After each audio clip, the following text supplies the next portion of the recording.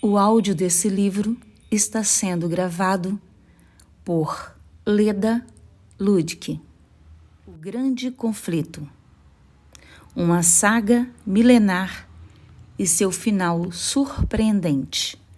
Livro escrito por Ellen G. White.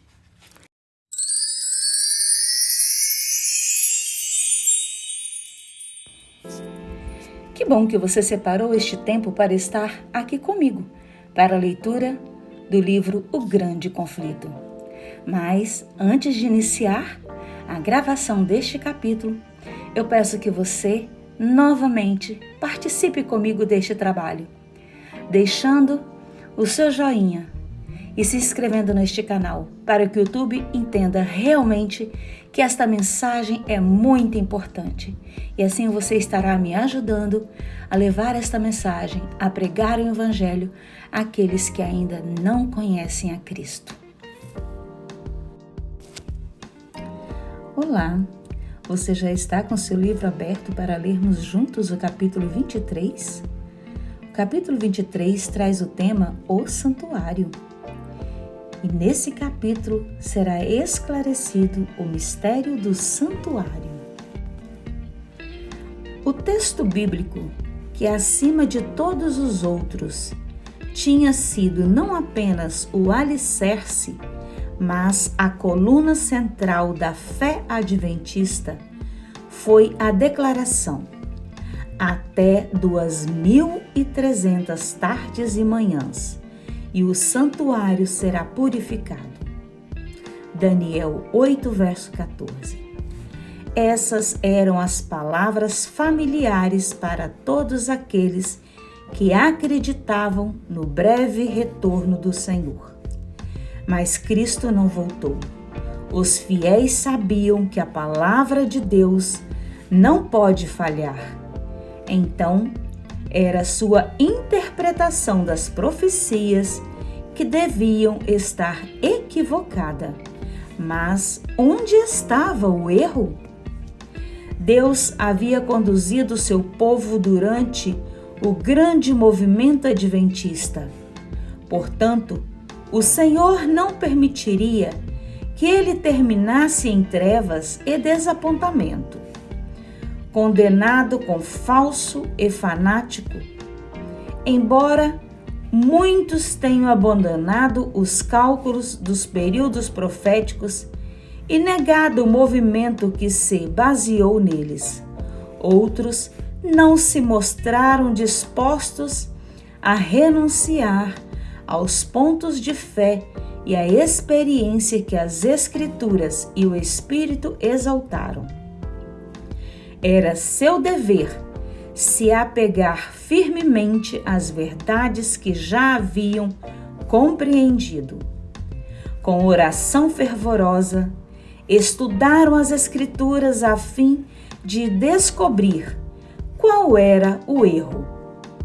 Como não conseguiram encontrar o erro nos cálculos dos períodos proféticos, examinaram mais de perto o tema do santuário. Eles descobriram que não existe evidência bíblica para apoiar o ponto de vista popular de que a terra é o santuário. No entanto, encontraram uma explicação completa nas Escrituras sobre o santuário, sua natureza, sua localização e seus ritos. Ora, a primeira aliança tinha regras para a adoração e também um santuário terreno. Foi levantado um tabernáculo na parte da frente, chamada Lugar Santo. Estavam o candelabro, a mesa e os pães da presença. Por trás do segundo véu havia a parte chamada Lugar Santíssimo, onde se encontrava o altar de ouro para o incenso e a arca da aliança, totalmente revestida de ouro. Nessa arca estava o vaso de ouro contendo o maná, a vara de Arão que floresceu e as tábuas da aliança. Acima da arca estavam os querubins da glória, que com sua sombra cobriam a tampa da arca. Hebreus 9, verso 1 a 5. O santuário era o tabernáculo que Moisés havia construído por ordem de Deus, como morada terrena do Altíssimo. E farão um santuário para mim, e eu habitarei no meio deles. Foi a instrução que Deus deu a Moisés. O tabernáculo era uma estrutura magnífica. Além do pátio externo, o tabernáculo em si consistia de 2 cômodos ou compartimentos, chamados Lugar Santo e Santíssimo, separados por uma bela cortina ou um véu. Um véu semelhante fechava a entrada do primeiro compartimento. Conforme o modelo, no lugar santo ficava um candelabro ao sul, com 7 lâmpadas iluminando tanto de dia quanto de noite. Do lado norte estava a mesa onde ficavam os pães da proposição. Em frente ao véu, separando o lugar santo do Santíssimo, havia um altar de incenso feito de ouro, do qual uma nuvem de fragrância com as orações de Israel acendia todos os dias diante de Deus. No lugar santíssimo estava a arca, um baú revestido de ouro, a qual continha as tábuas dos 10 mandamentos. Acima da arca ficava o propiciatório, com 2 anjos feitos de ouro maciço. Nesse compartimento, a presença divina aparecia na nuvem de glória entre os querubins. Depois que os hebreus se estabeleceram em Canaã, o tabernáculo foi substituído pelo Templo de Salomão. Embora fosse uma estrutura permanente e construída em maior escala, tinha as mesmas proporções e era mobiliado da mesma maneira. O santuário existiu dessa forma, com exceção no período em que permaneceu em ruínas nos tempos de Daniel, até os romanos o destruírem em 70 anos depois de Cristo. Esse é o único santuário na terra sobre o qual a Bíblia fala, o santuário da primeira aliança. Mas a nova aliança não tem santuário? Voltando-se mais uma vez para o livro de Hebreus, aqueles que buscavam a verdade descobriram que um segundo santuário na nova aliança era subtendido nas palavras já citadas.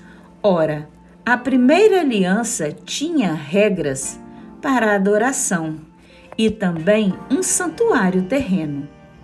Voltando para o início do capítulo anterior, eles leram: o mais importante do que estamos tratando é que temos um sumo sacerdote como esse, o qual se assentou à direita do trono da majestade no céu e serve no santuário, no verdadeiro tabernáculo que o Senhor erigiu, e não o homem. Hebreus 8, verso 1 e 2.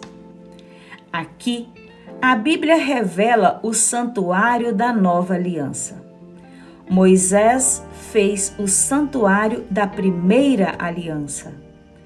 Já este foi construído pelo Senhor. No primeiro santuário, sacerdotes terrenos realizavam os ritos.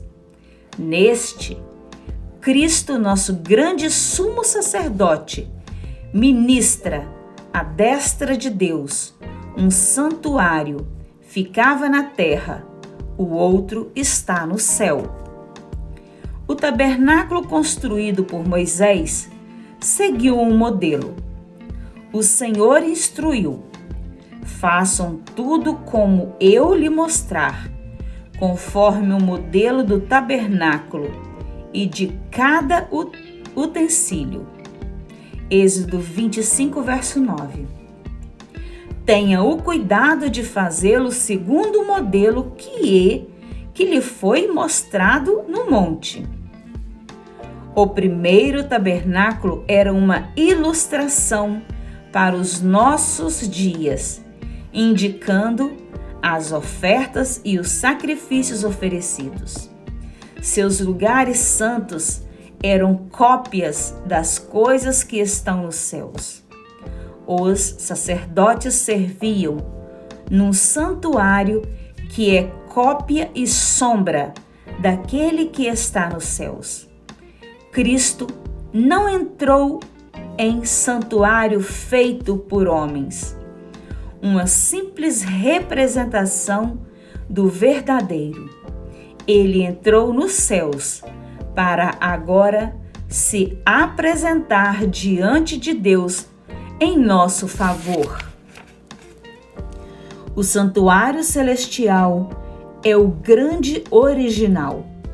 O santuário que Moisés construiu era a cópia. O esplendor do tabernáculo terreno refletia as glórias do templo celestial, onde Cristo ministra em nosso favor perante o trono de Deus.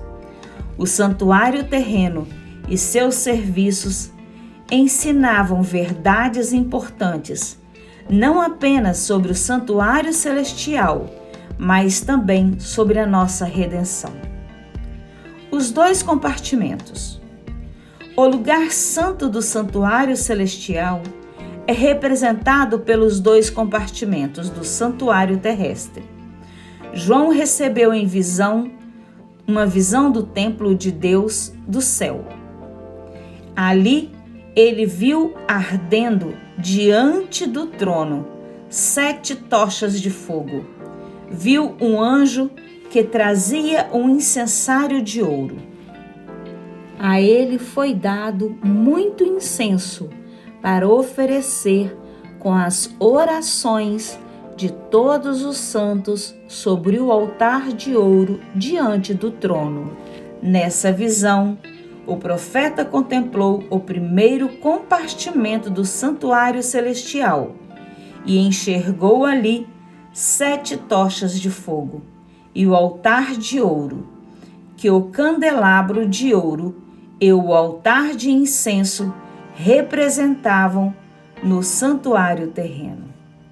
Mais uma vez, foi aberto o santuário de Deus nos céus, e ele olhou dentro do véu, no Santíssimo. Ali contemplou a arca da sua aliança, representada pelo móvel que Moisés construiu e guardava a lei de Deus. Apocalipse 11, verso 19. Os fiéis, ao estudarem o assunto, encontraram provas da existência de um santuário no céu. João declarou que tinha visto o santuário no céu. No templo celestial, dentro do lugar santíssimo, está a lei de Deus. A arca que guarda a lei é coberta pelo propiciatório, em frente ao qual Cristo suplica pelos pecadores, apresentando seu sangue em resgate. Essas coisas representam a união entre justiça e misericórdia. União esta que enche todo o céu de surpresa. Este é o mistério da misericórdia que os anjos gostariam de compreender. Que Deus pode ser justo, ao mesmo tempo que justifica o pecador arrependido. O fato de Cristo ter se rebaixado para elevar um grande número de pessoas da ruína e revesti-las com o manto imaculado da sua justiça. Zacarias falou sobre a obra de Cristo como nosso intercessor. Ele construirá o templo do Senhor, será revestido de majestade e se assentará em seu trono. Para governar, ele será sacerdote no trono e haverá harmonia entre os dois. Zacarias 6, verso 13. Ele construirá o templo do Senhor. Por meio de seu sacrifício e de sua mediação, Cristo é o alicerce e o edificador da Igreja de Deus. Como a pedra angular, no qual todo o edifício é ajustado e cresce para tornar-se um santuário santo no Senhor. Será revestido de majestade. O cântico dos salvos será: Ele nos ama e nos libertou dos nossos pecados por meio do seu sangue. A Ele sejam glória e poder para todos sempre. E se assentará em seu trono para governar. Ele será sacerdote no trono. O reino da glória ainda não chegou. Somente quando a obra de mediador de Cristo terminar, Deus lhe dará um reino que jamais terá fim. Em seu papel de sacerdote, Cristo não se assentou com o Pai no trono. Diante do trono está aquele que tomou sobre si as nossas enfermidades e sobre si levou as nossas doenças. Como nós, passou por todo tipo de tentação, porém sem pecado, a fim de poder ser capaz de socorrer aquele que também estão sendo tentados. As mãos feridas, o lado transpassado, os pés marcados, rogam pela humildade caída, cuja redenção Jesus comprou pagando um preço tão elevado. E haverá harmonia entre os dois. O amor do Pai é a fonte da salvação para a raça perdida. Jesus disse aos discípulos: o próprio Pai os ama. Deus, em Cristo, estava reconciliando consigo o mundo. Deus tanto amou o mundo que deu o seu Filho unigênito. João 3, verso 16. O mistério é solucionado. O verdadeiro tabernáculo no céu é o santuário da nova aliança. Quando Cristo morreu, o ritual simbólico do santuário terreno terminou. Uma vez que Daniel 8, verso 14, se estende até nossa era, o santuário ao qual se refere precisa ser o santuário da nova aliança. Por isso a profecia, até 2.300 tardes e manhãs, e o santuário será purificado, aponta para o santuário celestial. Então, o que seria essa purificação do santuário?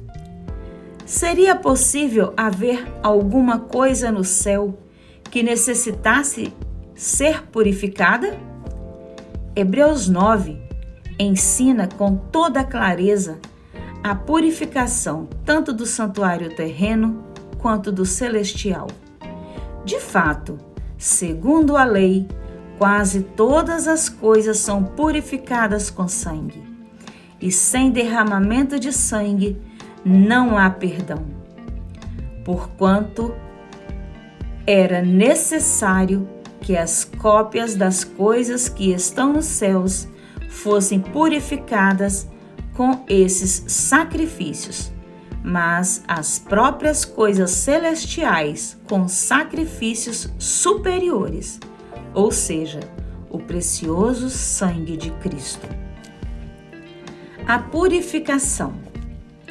A purificação no cerimonial, o verdadeiro no céu, deveria ser realizada por meio do sangue de Cristo. Sem derramamento de sangue, não há remissão. A remissão ou descarte do pecado é a obra a ser realizada. Como pode, então, haver pecado conectado ao santuário celestial? Podemos encontrar a resposta olhando para o cerimonial simbólico, uma vez que os sacerdotes terrenos serviam na cópia e sombra daquele que está nos céus. A ministração no santuário terreno consistia em duas partes. Os sacerdotes ministravam todos os dias no lugar santo, ao passo que, uma vez por ano, o sumo sacerdote desempenhava uma obra especial de expiação no Santíssimo, a fim de purificar o santuário. Dia após dia, os pecadores arrependidos levavam suas ofertas, colocavam as mãos sobre a cabeça da vítima, transferindo os pecados de si para os sacrifícios inocentes. Então, os animais eram mortos. A vida da carne está no sangue. A queda da lei de Deus exigia a vida do transgressor.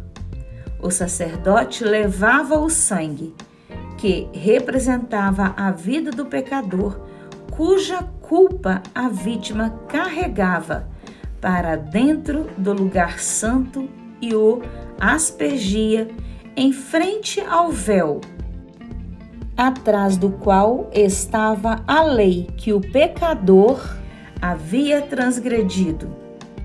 Essa cerimônia transferia o pecado de maneira simbólica para o santuário. Em alguns casos, o sacerdote não levava o sangue para o lugar santo, mas comia a carne do sacrifício. Ambas as cerimônias simbolizavam a transferência do pecado do pecador arrependido para o santuário. Essa era a obra que acontecia ao longo do ano. Os pecados de Israel eram transferidos dessa maneira para o santuário e se tornava necessário um rito especial para removê-los. O dia da purificação. Uma vez por ano, no grande dia da expiação, o sumo sacerdote estava no lugar santíssimo para a purificação do santuário. 2 bodes jovens eram trazidos e se lançava sorte sobre eles. Uma para o Senhor e a outra para o bode emissário. O bode para o Senhor era sacrificado como oferta pelos pecados do povo, e o sacerdote levava seu sangue além do véu e o aspergia em frente ao propiciatório e também no altar de incenso logo à frente do véu.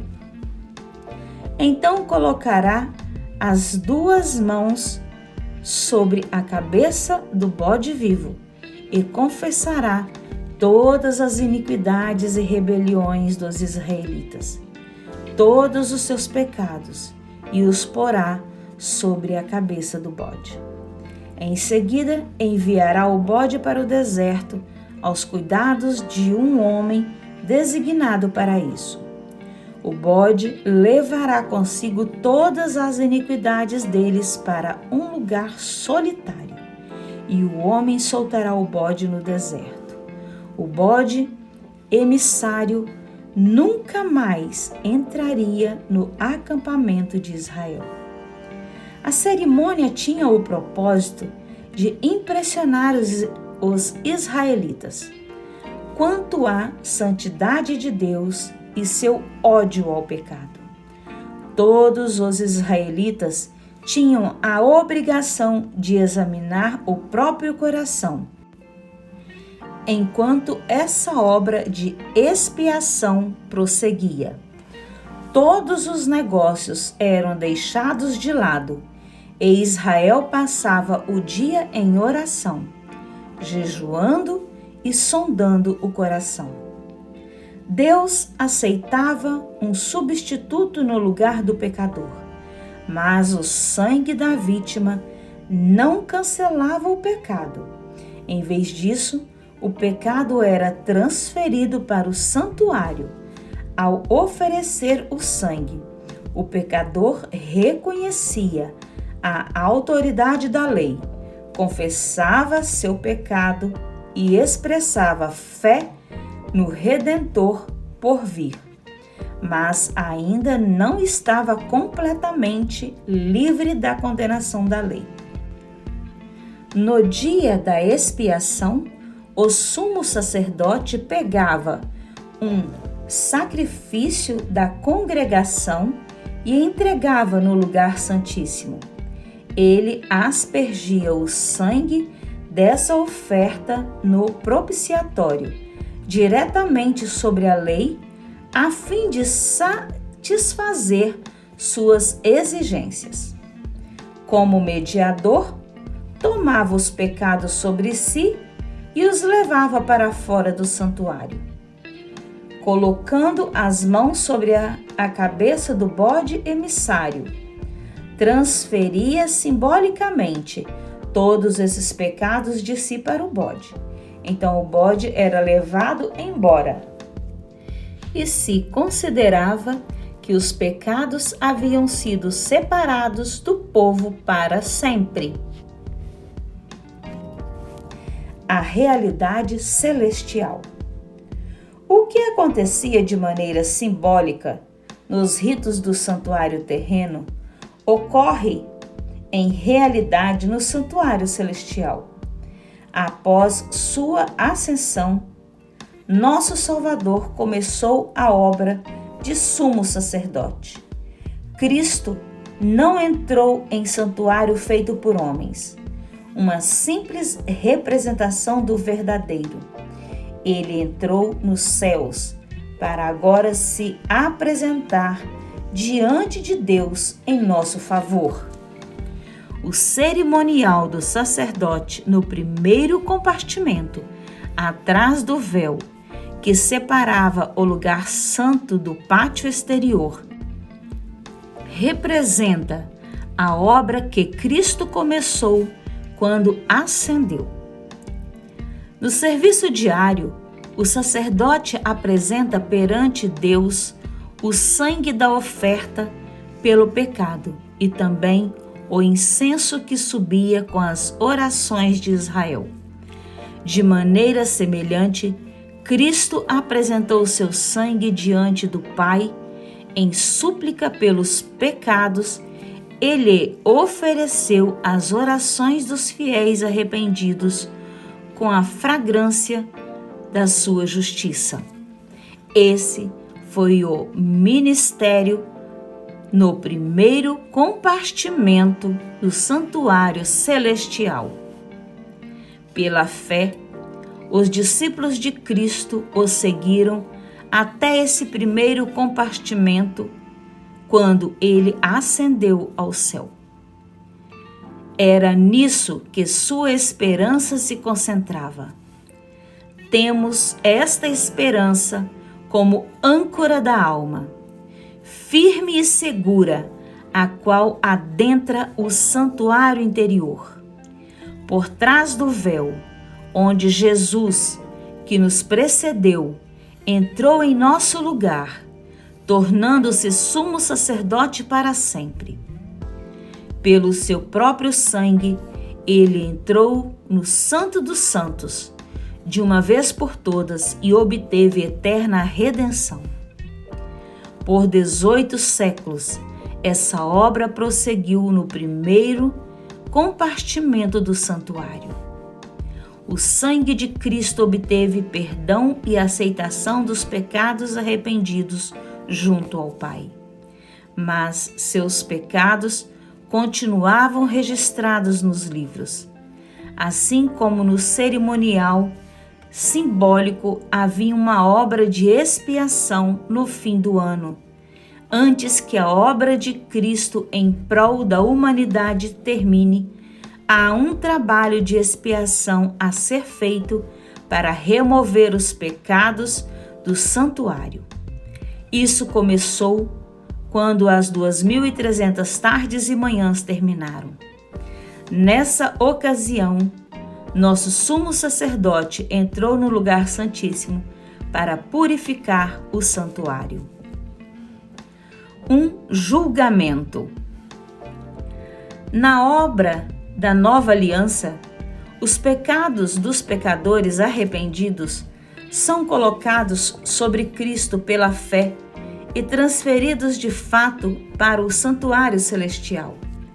Assim como a purificação simbólica do santuário terreno era realizada por meio da remoção dos pecados que o poluíam, a purificação verdadeira do santuário celestial ocorre pela remoção ou pelo apagamento dos nossos pecados registrados ali.